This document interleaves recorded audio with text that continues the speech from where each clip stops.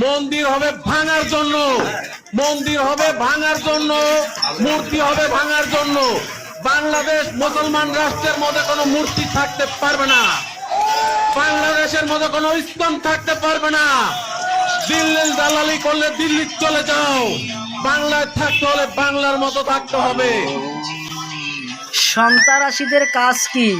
কাউকে মারা, কাউকে খুন করা, কাউকে ডাকাতি করা, কারুর লুট করা, কারুর ঠাকুর ঘর ভাঙা, কারুর বিগ্রহ ভাঙা, এই কিন্তু সন্ত্রাসীদের জঙ্গিদের কাজবাজ। এই যে মৌলবাদী সন্ত্রাসী, এই যে জিহাদি, এই যে আতঙ্কবাদী, এর কথাবার্তা শুনে বোঝা যাচ্ছে যে মন্দির হবে ভাঙার জন্য, ঠাকুর হবে ভাঙার জন্য, তাহলে ওর মা বাবাকে তো ভাঙার জন্য হতে পারে।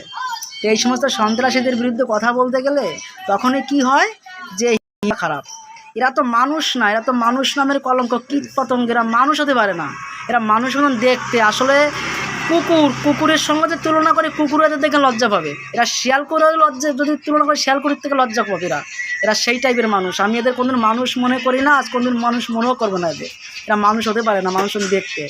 তা বন্ধুরা, ভালো থাকো, সুস্থ থাকো, জয় শ্রীরাম। সকল সনাতনী ভাই এক হও। এর সঙ্গে ওষুধদের বিরুদ্ধে যুদ্ধ করার জন্য সকাল সনাতনী ভাই এক হতে হবে। জয় শ্রীরাম।